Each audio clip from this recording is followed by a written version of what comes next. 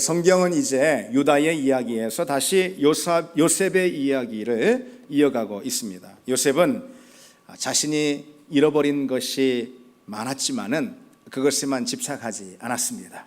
많은 것을 잃었죠. 그러나 그에게 여전히 남아있는 것이 있는데 가장 중요한 것, 그것은 하나님의 꿈입니다. 하나님의 꿈, 하나님께서 그것을 요셉에게 소유하게 해주신 그것만큼은 여전히 지금 요셉이 붙들고 있습니다. 물론 지금으로서는 그 하나님의 꿈이 무엇을 의미하고 그 하나님의 꿈이 자기를 어떤 길로 인도할지 정확히 모릅니다. 아직 베일에 쌓여 있지만 요셉이 그 꿈을 붙들고 있는 건 틀림없는 사실입니다. 요셉은 지금 노예로 팔려간 애굽에서도 자기 삶의 그 현실에 아주 충실한 모습을 보이고 있는데, 꿈을 가진 사람만이 고통스러운 현실도 충실한 거 아니겠습니까?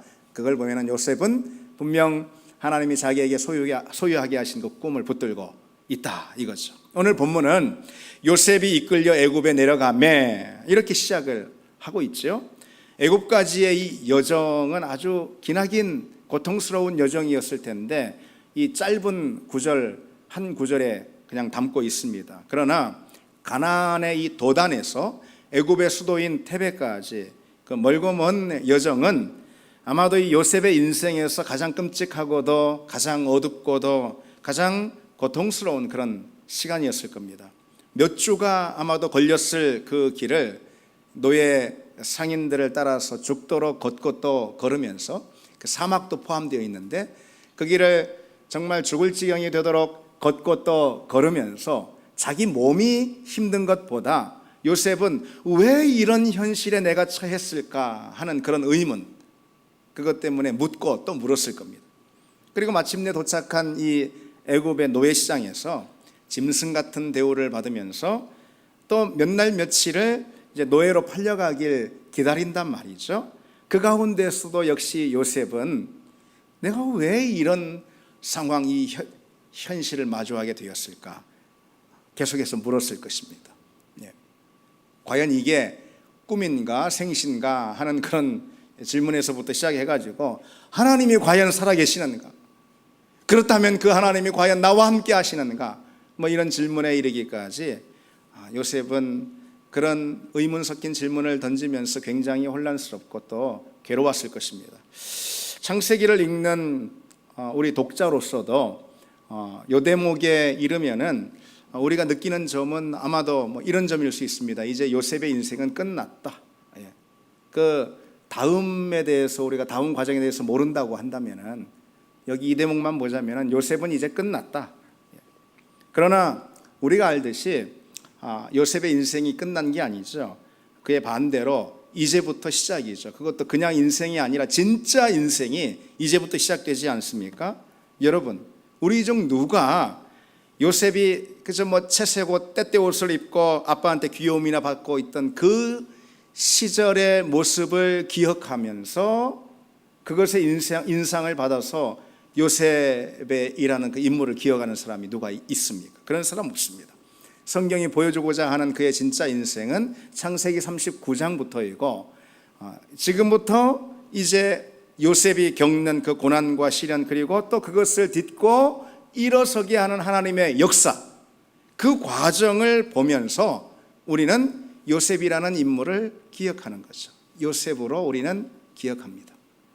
요셉은 이 노예로 팔리는 그 황당하고도 고통스러운 여정에서 말씀드린 대로 내 인생이 이제 끝난 거 아닌가, 이런 의문을 아마 잠시라도 가졌을 수 있습니다. 아마 그랬을 것입니다. 아직 17살짜리 어린아이잖아요. 그러나 바로 그때부터 하나님의 손길이 그 인생에 전적으로, 아주 전격적으로 개입하기 시작한 것이죠. 바로 그렇습니다.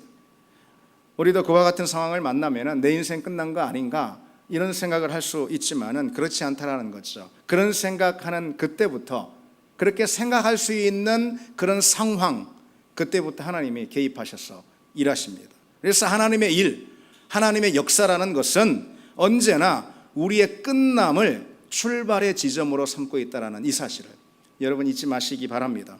아마도 요셉은 얼마간의 그런 혼란과 불안의 시기를 지난 후에, 아직 어리니까요.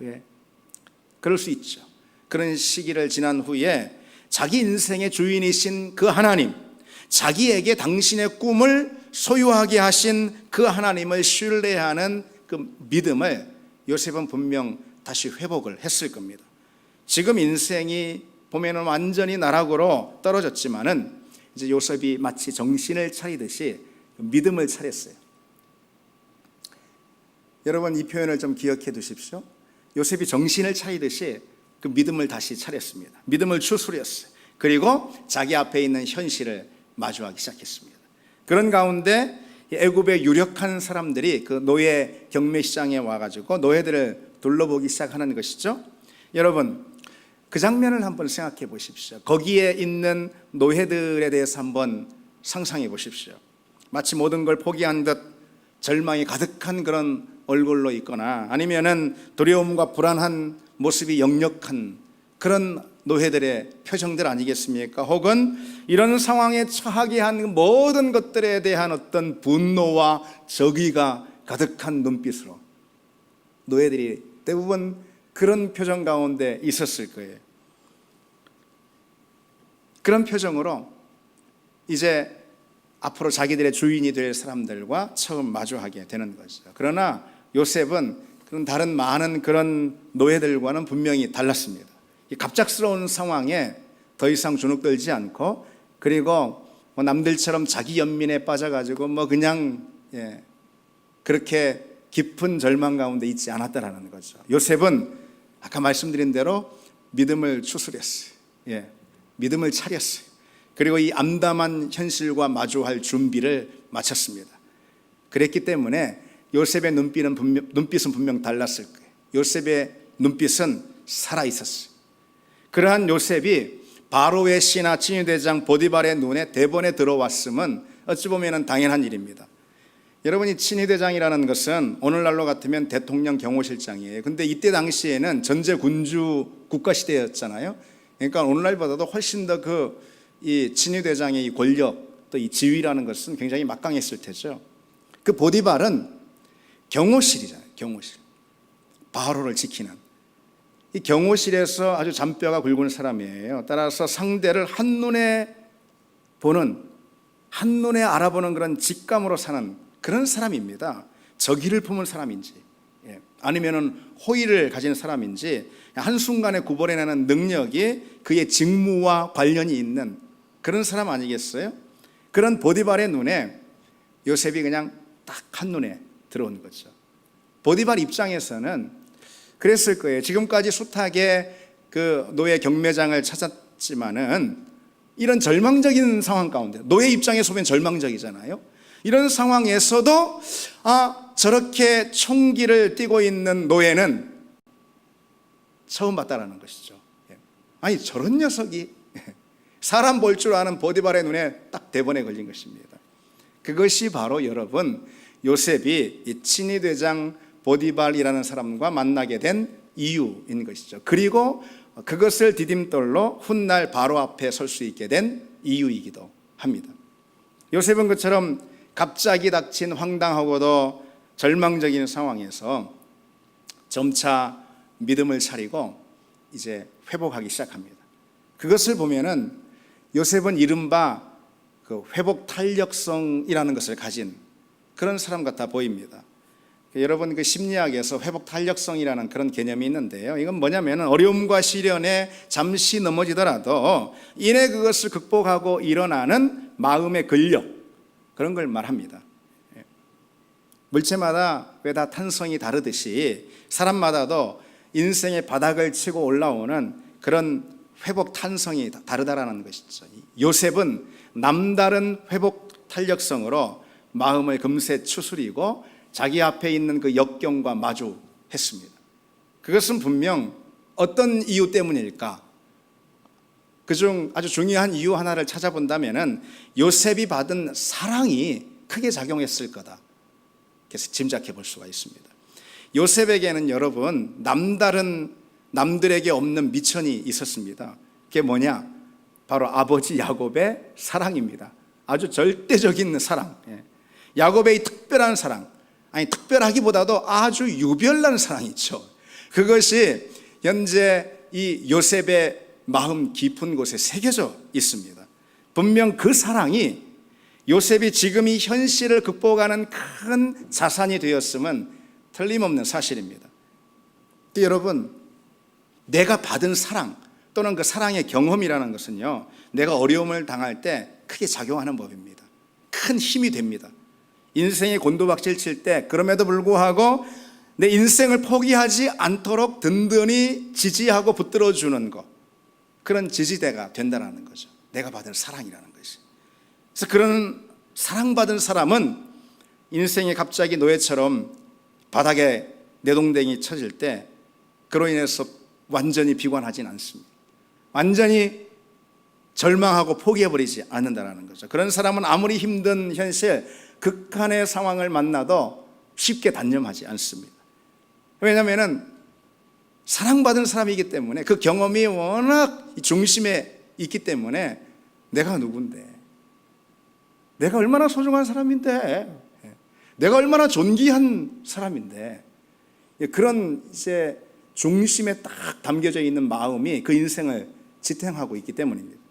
그래서 사랑받은 증거가 많은 사람은요, 다릅니다. 달라요.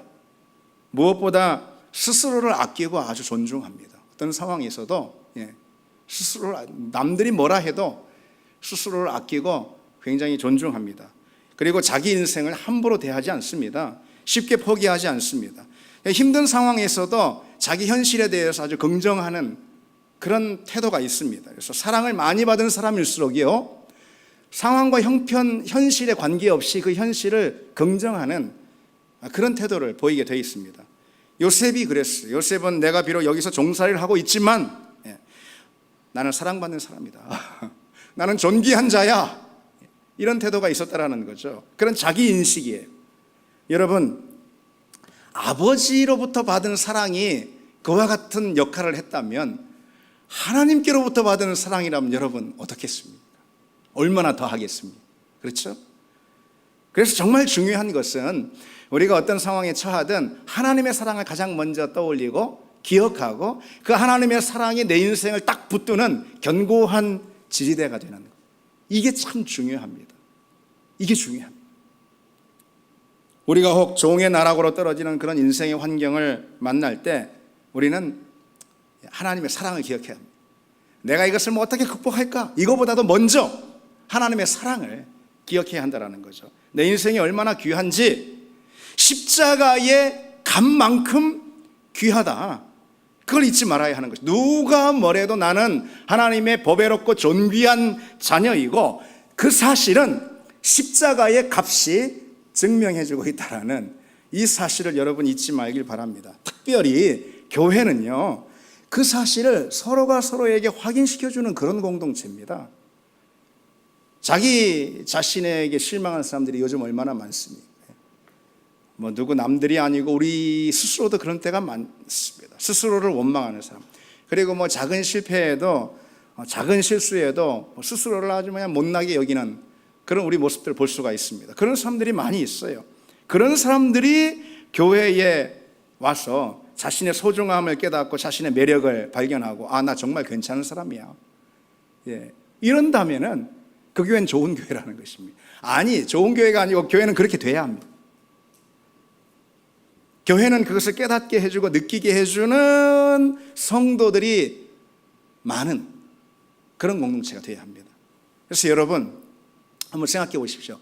누가 참 진짜 좋은 사람일까? 누가 진짜로 좋은 사람일까? 진짜 좋은 사람은요, 어떤 사람이냐면은 그 사람 곁에만 가면은 누구든 멋쟁이가 되고 매력 있는 사람이 되고 소중한 사람이 되고 잘난 사람이 되고, 그런 사람이 진짜 좋은 사람이에요. 진짜 좋은 사람은요, 종이라 하더라도 그 사람 곁에만 가면은 자기가 주인이 된 양 스스로 소중한 존재로 여기게끔 만드는 그런 사람이죠. 그런 사람이 진짜 좋은 사람입니다. 여러분 모두 그런 사람이 다 되시기를 바랍니다.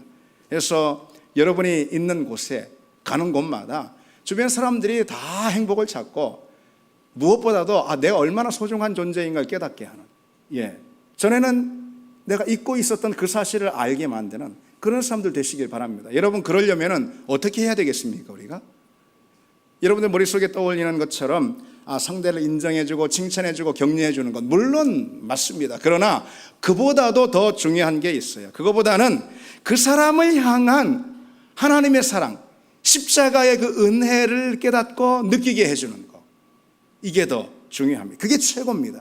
그래서 진짜 좋은 사람 또는 진짜 좋은 교회는 그동안 누군가가 잊고 있었던 하나님의 사랑과 십자가의 그 놀라우신 은혜를 이제 다시 깨닫게 해주고 또 맛보게 해주고 새롭게 경험하게 해주는 그런 교회. 여러분, 우리가 그런 교회 되기를 바랍니다. 오늘 본문을 다시 보시면은요, 그런 가운데 그 요셉은 보디발의 집에서 종살이를 이제 이어갑니다. 본문 2절에 보시면은 그의 주인 애굽 사람의 집에 있으니 이렇게 기록하고 있고요. 4절에는 그의 주인에게 은혜를 입어 섬김에 그가 요셉을 가정총무로 삼고 그랬습니다. 우리는 이 본문을 통해서 요셉이 바로의 친위대장 보디발의 집에서 어떠한 자세로 이 그 노예 생활에 임했는가라는 것을 좀 짐작해 볼 수 있습니다. 우선은요, 그걸 알기 위해서 이때 당시에 노예들은요 상당히 다양한 일들을 했습니다. 고대 이집트에 대한 어떤 기록을 보면은 한 고위직의 집안에 무려 80명의 노예가 있다라는 사실을 기록하고 있고요. 그 노예들의 직무가 아주 다양했음을 말해주고 있습니다. 그래서 밭이나 아니면 건축 현장에서 고된 그 육체 노동을 하는 그런 노예들로부터 해서 집 안에서 아주 숙련된 기술을 가지고 일을 하는 그런 노예들에 이르기까지, 그리고 심지어는 그런 노예들을 다 총괄, 관장하는 그런 노예 지도자죠. 아주 다양했단 말이죠. 보디발은 아까 말씀드린 대로 아주 매우 높은 관료이기 때문에 다양한 노동력을 여러 곳에서 제공하는 그런 노예들이 굉장히 많이 있었을 거예요. 오늘 본문은 요셉이 보디발의 신임을 얻어서 그 지위가, 물론 그 신분은 노예지만은 그러나 노예도 다 같은 노예가 아니에요. 그 지위가 점차 상승하고 있는 것을 보여줍니다. 소개하고 있어요. 요셉이 그의 주인 애굽 사람의 집에 있으니 이렇게 이제 기록하고 있잖아요. 근데 이 말은 들에서 일하는 그런 노동하는 노예가 아니라 집 안에서 일하는 노예다, 이런 뜻이에요. 그런데 분명 처음부터 요셉이 그러지는 못했을 것입니다. 지위가 이제 오른 거예요. 그래서 주인의 관저에 들어와서 일을 하게 된 것이죠. 더 중요한 일을. 그렇게 요셉은 주인의 신임을 점차 받으면서 그 신분이 자꾸 이제 상승을, 신분이 아니고 지위죠, 상승을 한 겁니다. 아까 말씀드린 대로 종이라고 다 같은 종이 아니라는 거예요. 종도 지위가 다릅니다. 아무 종에게나 아무렇게나 일을 막 맡기고 그런 게 아닙니다. 하찮은 잡일도 있고요, 사물을 관장하는 그런 비서실에 중요한 그런 역할을 하는 일도 있고요. 그래서 요셉은 아마도 처음에는 집 바깥에서 허드렛 일이나 아니면은 굉장히 고된 그 험하고 고된 노동 일을 했을 수 있습니다.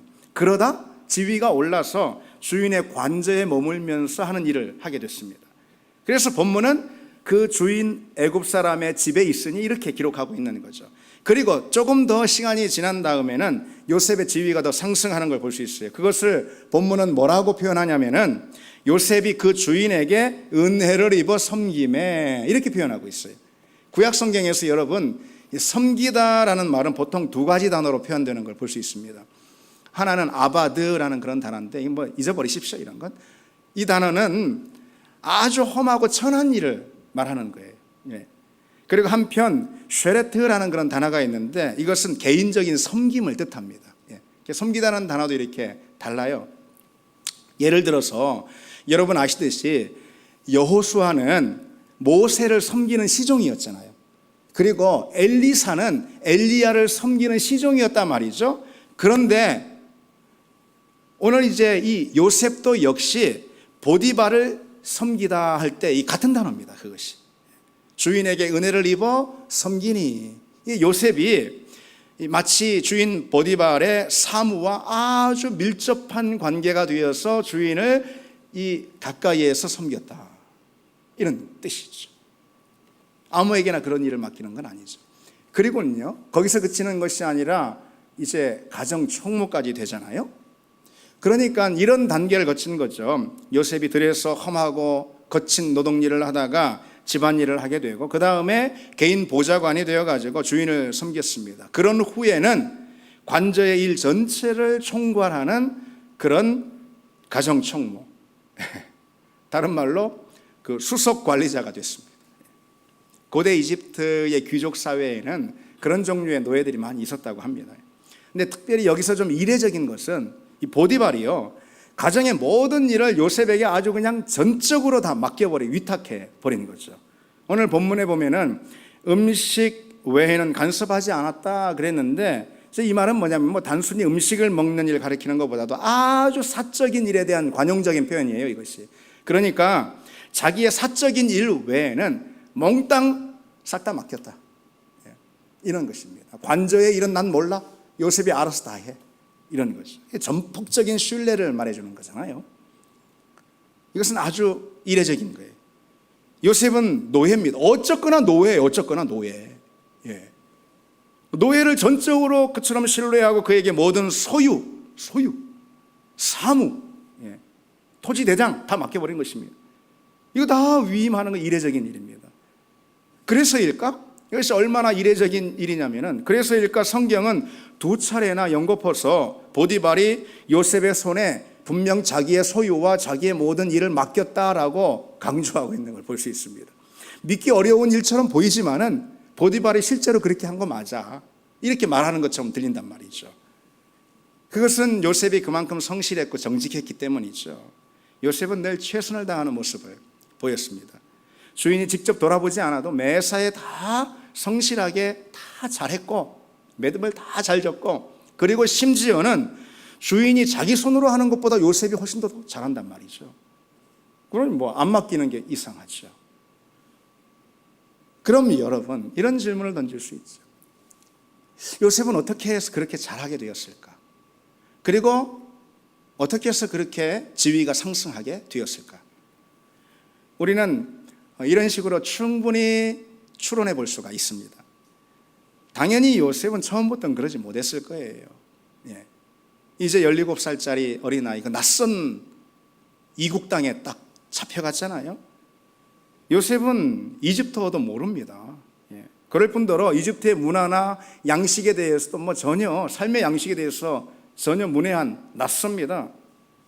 주인으로 볼 때 여러분, 노예가 말을 이해하지 못해, 말도 못해, 어리버리해가지고, 그럼 어떻게 합니까? 아니, 당연히 뭐 힘이나 쓰는 험한 일을 시키는 법 아니겠습니까? 고된 노동력이 필요한 곳은 뭐 얼마든지 있고, 요셉이 젊고 건강한 노예니까 아주 뭐 그런 곳에 투입하면 그만이잖아요. 요셉이 충분히 그런 상황에 처할 수가 있었다라는 거죠. 그러나 요셉은 아주 빠르게 그곳의 언어와 양식들을 습득해 갖고 그런 능력을 확보하고 또 더 확장하기 위해서 최선의 노력을 다했음이 분명합니다. 그로 인해서 요셉은 아주 모든 상황에 기민하게 적응해 갔고, 그리고 많은 노예들 가운데 단연 두각을 보였던 거죠. 이거는 분명 처절한 노력의 결과였습니다. 그래서 종교개혁자 마틴 루터 같은 경우는 이 대목에 대해서 이런 평가를 합니다. 요셉에게. 요셉은 다른 노예들 가운데 가장 먼저 일어나는 사람이었을 거다, 이 한마디로. 그렇지 않았다면은 그런 아주 예외적인 성공은 불가능했을 것이기 때문이죠. 그런 걸 보면 여러분, 이런 생각이 들지 않습니까? 요셉은요, 슬퍼할 시간도 없었어요. 어디 뭐 무슨 여유가 있다고 꺼이꺼이 뭐 울고 있습니까? 형들을 원망이나 하고 있을 그런 여유는 없습니다. 돌이킬 수 없는 과거의 일들의 마음이 여전히 매여가지고 있을 그런 형편이 되질 못했어요. 자기 연민에 빠져가지고 그저 신세한탄이나 하고 있을 그런 여유가 없었단 말이죠. 요셉은 분명 스스로도 그런 일들에 대해서는 생각과 시간을 낭비하지 않겠다, 이런 결심을 했던 것이 틀림없습니다. 그게 요셉의 강점입니다. 요셉의 강점. 요셉의 강점은 한마디로 현실에 충실한 것입니다. 지금 비록 원치 않는 현실 가운데 있지만 그 현실에 충실했습니다. 지금 이 현실은 내가 부정하고 싶은 현실이지만 그럼에도 그 현실에 충실했습니다. 도망하고 싶은 상황이지만 그 자리에 성실했어요. 요셉은 현실을 긍정했습니다. 그리고 거기에서도 창조적인 삶을 삽니다. 거기에서도 하나님의 일을 구합니다. 이것이 요셉의 강점입니다. 여러분, 우리 삶의 자리에서도 이런 요셉의 태도가 있기를 바랍니다. 모든 것이 다 우리가 원하는 현실일 수가 어떻게 그럴 수가 있겠습니까? 우리는 사실 그런 경우보다도 우리가 원치 않는 현실과 상황을 더 많이 만날 수가 있습니다. 그 모든 것들에 우리가 부정적으로 대한다면 우리 인생에 좋을 것이 뭐가 있겠습니까? 우리가 원치 않는 상황과 현실들이 사실 더 많은데, 그러니 우리는 그 현실을 긍정하고 그 현실에 충실하는 요셉의 태도, 이것이 우리에게 참으로 중요합니다. 여러분 생각해 보십시오. 우리가 현실을 탓하고 부정하고 원망하고 불평하는 것은 얼마든지 자유이지만 그때마다 알아야 할 사실은 그것이 우리에게 남기는 것은 그런 부정적인 태도만큼이나 구겨진 우리의 삶이다. 우리가 이것을 기억해야 합니다. 그러니 요셉의 태도를 여러분 꼭 오늘 이 시간 기억하시기 바랍니다. 그런데 여러분, 그보다 더 중요한 게 있어요. 그걸 기억하는 것보다. 그런 요셉의 태도, 요셉의 그런 강점마저도 사실은 하나님의 일하심의 결과라는 이 사실, 이걸 우리가 놓쳐서는 안 됩니다. 요셉이 그런 태도로 현실을 마주할 수 있었던 이유는 하나님이 그와 함께 하셨기 때문입니다. 요셉의 천성이나 아니면 그의 탁월한 때문이 아니라 하나님이 그와 함께 하셨기 때문이라는 거죠. 그래서 오늘 본문에 보면은 여호와께서 요셉과 함께 하심으로 그가 형통한 자가 됐다 그랬습니다. 요셉이 형통할 수 있었던 이유는 요셉 안에 있는 어떤 인간적인 자원이나 그의 타고난 강점 때문이 아니라는 거예요. 오직 하나님이 그와 함께 하셨기 때문이죠. 하나님의 손길이 그 가운데 있었기 때문입니다. 아마도 그것은 전적으로 하나님이 역사하신 하나님의 손길의 결과다. 이것을 성경이 아주 부각시키고 또 강조하기 위해서 오늘 1절로 6절까지 전체 내용을 보면은 본문에 있잖아요. 요셉이 단 한 번도 주체로 나오지 않아요. 주체로 등장하지 않습니다. 심지어 여러분 보디발도 오늘 본문 문장에 주어로 등장하는데 요셉은 다 수로나 목적으로 등장하고요. 요셉이 주어로 등장하는 그런 문장마저도 다 수동태 동사의 주어로만 등장합니다. 여러분 어려운 것이 있다면 그냥 잊어버리세요. 뭘 말씀드리고자 하는 거냐면 바로 이거예요. 성경은 지금 이걸 강조하는 거예요. 요셉의 인생에서 주권자는 하나님이시다. 그의 어떤 탁월한 능력이나 강점이나 그의 노력이나 이런 것이 아니라 그와 함께 하신 하나님의 주권적 손길에 그의 인생이 달려있다. 이거를 말씀해 주시는 거죠. 요셉이 여러분 낯선 곳에 던져졌잖아요. 이국 땅, 원치도 않았는데 낯선 곳에 팔려서 종으로 던져졌습니다. 그러니까 그때부터 이젠 하나님께서 직접 개입하시고 완전히 그 인생을 붙들고 주장할 수가 있게 된 것이죠. 요셉은 지금 여러분 수동적인 그런 상황이잖아요. 그가 아무리 무슨 가정 총무니 별의별 걸 된다 하더라도 지위가 올란다 해도 그 신분은 노예예요. 노예는 주인에게 딱 매여 있는 그런 존재 아니겠어요? 자기가 뭘 어떻게 주장하거나 아니면은 자기 삶에 대해서 뭔가 어떻게 개척할 수 없는 그런 뭘 할 수 없는 상태에 한마디로. 그러니까 그게 바로 기회가 된 것입니다. 어떤 기회요? 하나님께서 전적으로 개입하셔서 완전히 그 인생을 주장하시는 그런 기회가 된 겁니다. 그리고 하나님이 그다음부터는 다 하십니다. 하나님이 다 해버리시는 겁니다. 모든 걸 하나님께서 당신의 뜻대로 다 하실 수가 있는 상태가 된 거예요. 지금 요셉이 종으로 있으니까. 그 결과 요셉에게 어떤 일들이 벌어지죠? 우리가 성경을 통해서 알듯이 굉장한 일들이, 놀라운 일들이 펼쳐지지 않습니까? 바로 우리가 그 점을 기억해야 합니다. 내 인생이 내 손으로 어떻게 할 수 없는 그런 상황이 되면은, 그래서 하나님이 전적으로 개입하실 수 있는 그런 상황이 되면은, 그때부터는 하나님이 마음껏 해버리시는 것입니다. 하나님이 마음껏 내 인생을 주장하시는 거죠. 여러분 어떤 인생을 원하십니까? 하나님은 여러분 지혜로운 사람을 쓰는 게 아닙니다.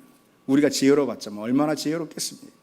하나님은 힘 있는 사람을 쓰는 게 아닙니다. 하나님은 지위 가진 사람 쓰는 게 아닙니다. 하나님은 누굴 쓰냐? 완전히 낮아져서 완전히 깨어진 사람, 종의 자세를 가진 사람을 쓰십니다.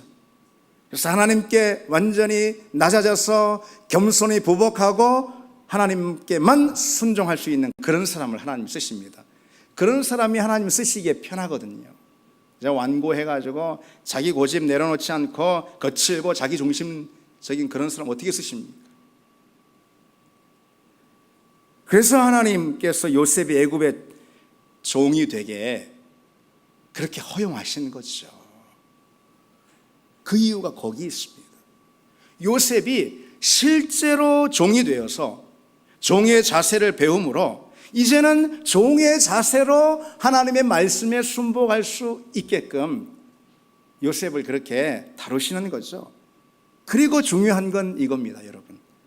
바로 그 과정이, 그러니까 요셉이 종이 되어서 종의 자세를 배움으로 종의 그 자세로 하나님께 온전히 순복하고 순종해가는 그 과정, 그걸 통해서 요셉이 다루어지고 다듬어지는 거죠.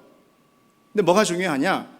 바로 그 과정이 잘 진행되고 있는 걸 가리켜서 뭐라고 하는 거죠? 오늘 성경에 따르면 그거의 형통이라고 하는 것입니다. 그게 형통입니다, 여러분. 오늘 본문에 요셉은 형통한 자가 됐다고 그랬어요. 여러분, 이 형통이라는 것은 사전적인 의미로 일이 잘 되고 잘 풀리는 걸 말하는 거잖아요. 그러나 성경에서 이 형통이라는 것은 하나님이 이루시는 섭리를 향해 나아가는 모든 과정을 의미합니다. 그저 잘 되는 게 형통이 아니에요. 그저 편안하고 모든 게 수술 잘 풀리는 것이 형통이 아니란 말이죠. 섭리와, 하나님의 섭리와 나란히 있는 인생의 과정 그 자체가 형통입니다. 내 인생의 궤도가 하나님의 섭리와 일치하고 있다면 우리는 형통을 고백하고 형통에 감사하고 형통을 노래해야 합니다. 내가 느끼기에는 힘들고 고단하고 그리고 정말 가혹한 시간처럼 그렇게 느낄지 몰라도 그게 형통이라는 것이죠. 여러분 그렇게 정말 고백하십니까? 하나님의 자녀라면 그렇게 고백할 수 있을 줄 믿습니다. 성경은 요셉이 범사에 형통한 자가 되었다라고 했는데, 사실 좀 삐딱한 시선으로 보자면은, 근데 이게 정확한 시선이기도 해요. 세상적인 시선. 아니 여러분, 이게 누가 형통이라고 할 수 있어요? 이게 무슨 형통입니까? 이게 그렇잖아요. 종으로 팔려가서 거기서 범사에 잘 되는 게 형통이에요? 종으로 팔려가서 거기서 주인의 은혜를 입는 게 형통이에요? 이게 무슨 형통입니까? 그래서 여러분, 성경은 우리로 하여금 형통에 대해서 오해하지 말라는 말씀을 하시는 겁니다.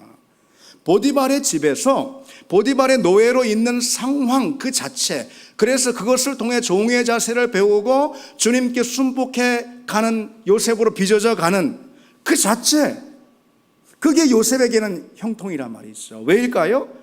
그 순종을 배우게 하심으로 훗날 바로 앞에 서게 하시고 그 앞에서 하나님의 꿈을 모든 민족에게 이루시게 하는 그 하나님의 목적이 있기 때문이죠. 지금 그 경로의 한복판에 지금 요셉이 있어요. 앞으로 진행할 그 경로의 한복판에 있어요. 그럼 그게 형통이라는 거죠. 요셉의 인생이 그 경로 가운데, 하나님의 섭리라는 경로 가운데 있으면 형통입니다. 형통은 하나님의 섭리의 경로 안에 있는 우리의 모든 삶의 과정과 경험, 여러분 그것이 형통인 줄 믿습니다. 그래서 여러분, 이 요셉의 이야기가 우리에게 가르쳐주고 있는 메시지는 한 가지입니다. 중요한 한 가지. 그것은 그리스도인의 형통이라는 것은 하나님의 섭리와 맞물려 있다, 이것이죠. 따라서 우리는요, 인생에 대한 근실을 버리고 하나님의 섭리 안에서 형통을 고백할 수 있어야 한다라는 이 메시지가 오늘 본문에서 우리에게 주는 가장 중요한 메시지입니다. 요셉의 인생은 바로 그 하나님의 섭리가 펼쳐지는 무대로 이제 초청이 되었는데, 그의 삶이 그 무대 위에 있으면 그것으로 형통이라는 겁니다. 그처럼 하나님께서 우리 인생 가운데도 여러분 요셉에게처럼 하나님의 꿈을 먼저 던져주시고, 그리고 하나님의 섭리와 경륜으로 그 꿈을 우리 삶의 자리 가운데 조금씩 펼쳐 가시거든요. 우리도 역시 마찬가지입니다. 그래서 그 하나님의 꿈이 심어진 사람은 때로 어려움이 닥치고 또 실패하고 고통스러운 일을 겪는다 하더라도 낙심하지 말아야 합니다. 나는 형통하다.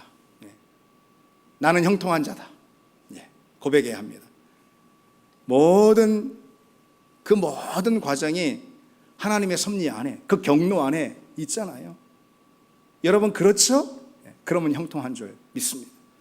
요셉이 구덩이에 던져진 일에도, 애굽의 노예로 팔린 일도, 그리고 보디발의 집에서 그 오랜 세월 13년간이나 이해할 수 없는 그런 시련, 그 가운데 감옥에도 갇히죠. 이거 다 하나님의 섭리와 경륜 안에서 하나님의 꿈을 이루기 위한 하나의 조각들, 큰 하나님의 그림, 하나님의 빅피처죠. 그 안에 하나의 작은 장면들인 거죠. 우리는 성경 창세기 요셉의 이야기에서 그 점을 다 인정합니다. 그렇죠? 그러면 우리 인생에서도 그대로 받아들여야 하지 않겠습니까? 그리고 받아들일 뿐만 아니라 더 초대하고 환영해야 되지 않겠습니까? 그와 같은 형통을. 아멘이시죠, 여러분? 예. 그래서 우리 인생은요, 요셉처럼요, 하나님의 꿈이 먼저 던져져요, 우리에게. 다 하나님의 꿈이 여러분의 마음의 소원들이 다 됐는 줄 믿습니다. 하나님의 꿈이 우리에게 심겨져요. 그 다음에 그 하나님의 꿈이 성취되겠죠. 그렇죠. 꼭 성취되죠. 그래서 우리 인생이라는 것은 하나님의 꿈이 우리에게 심겨지고 그 꿈이 성취되는 그 사이에 우리 인생이 놓여 있는 것입니다. 이게 얼마나 감사한 일입니까, 이것이. 그렇죠? 얼마나 감사한 일입니까? 하나님의 꿈이 우리에게 던져지고 그 꿈이 성취되는 그 사이에 우리 인생이 있는데, 그 모든 인생의 과정은 다 형통이다. 그래서 우리는 이 점을 알아야 합니다. 하나님의 꿈이 심겨진 인생은요, 모든 것이 밝혀지는 영광이 있기까지, 그 결말이 있기까지 그 꿈이 주는 암시만 붙들도록 초청을 받았습니다. 요셉이 그랬어요. 꿈이 보여주는 암시만 있어요. 그럴 뿐 그 꿈이 자기 인생을 정확히 어떤 길로, 어떤 결말로 인도할지 전혀 모르잖아요.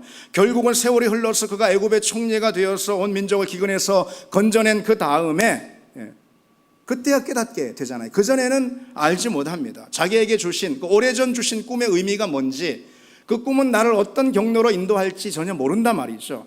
따라서 그 순간까지는 우리가 비록 좀 혼란스럽고 또 때로 하나님이 의심스러울지도 모르겠습니다.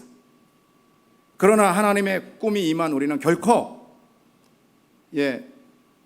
믿음을 내려놓지 말아야 합니다. 그리고 순간순간 우리가 맞는 그 인생의 과정의 어떤 실패 가운데서 우리는 실패를 단정하고 그러지 말아야 합니다. 도대체 하나님의 꿈이 어디에 있는지 모르겠다면서 자꾸 안달하지도 말아야 합니다. 그리고 때로 경험하는 실패나 고통 가운데 또 그 어려움에 대해서 하나님, 이게 왜 내가 예수 잘 믿었는데 이런 일이 생깁니까? 하고선 하나님께 자꾸 따지면서 재촉하지 말아야 합니다.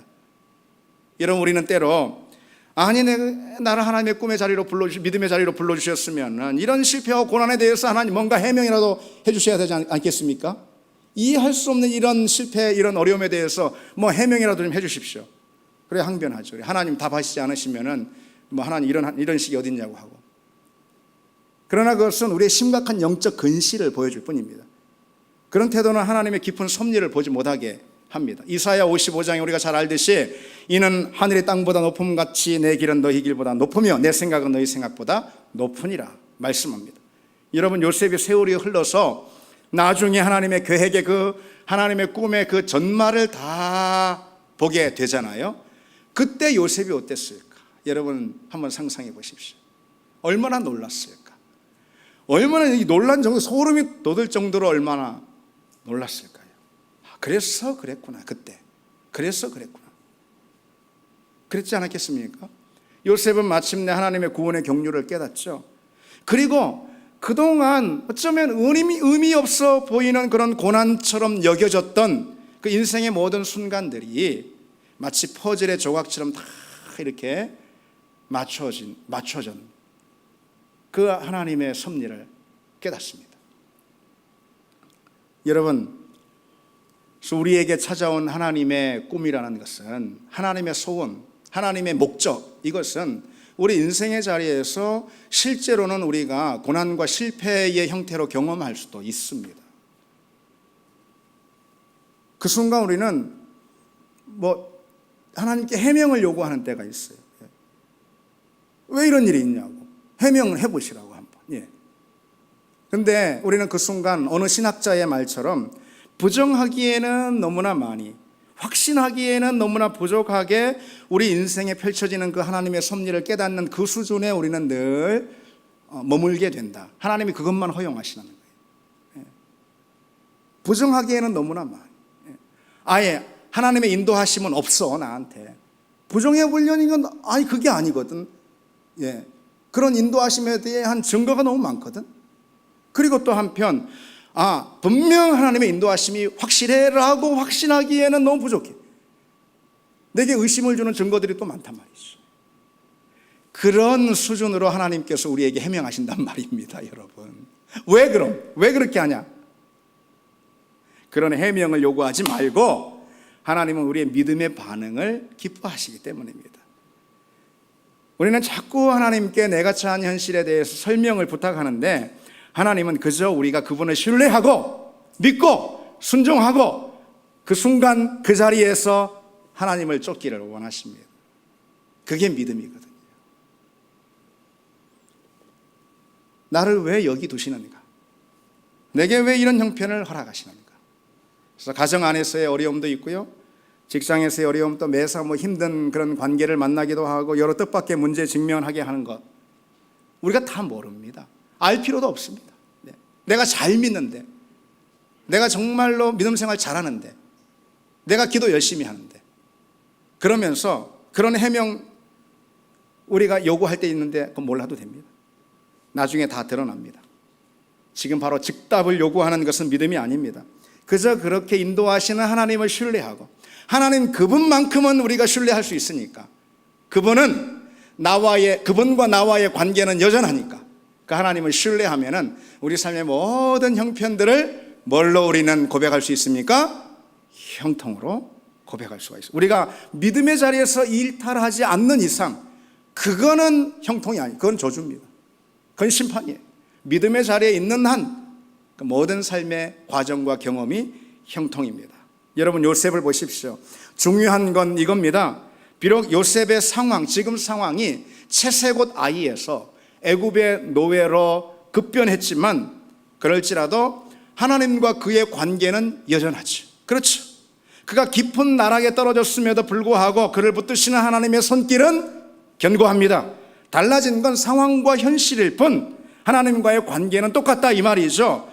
그를 향한 하나님의 은혜에는 변함이 없습니다. 여러분, 그게 중요하죠. 상황과 형편은 조속으로 달라지잖아요. 좋다가도 나빠지기도 하고 밝다가도 암울해지기도 하는 것이 상황과 형편입니다. 중요한 건 어떤 상황, 어떤 현실에도 하나님과 나와의 관계는 변함없다. 여러분, 이 고백을 갖기를 원합니다. 그러니 우리는 하나님을 신뢰해야, 어떤 상황에서도 하나님을 신뢰해야 합니다. 나와 하나님의 관계는 언제나 변치 않습니다. 그리고 그 하나님은 누구냐? 만물의 주관자, 역사의 주관자이신 하나님입니다. 따라서 그 하나님의 인도하심은 언제나 완벽합니다. 그렇죠. 하나님의 인도하심은 완벽합니다. 그것을 우리가 믿어야 합니다. 내가 처한 상황 때문에 때로 의심이 들고 혼란스럽기도 하지만은 하나님을 그럼에도 신뢰해야 합니다. 지금 내가 마주하고 있는 이 현실은 내가 믿음 안에만 있다면, 하나님을 신뢰하고만 있다면은 내가 마주하고 있는 이 현실은 어떤 거가 됐든 섭리 안에 있는 형통이다. 이 고백을 한 주간에도 드리는 여러분 되길 바랍니다. 우리 같이 찬양 드리겠습니다.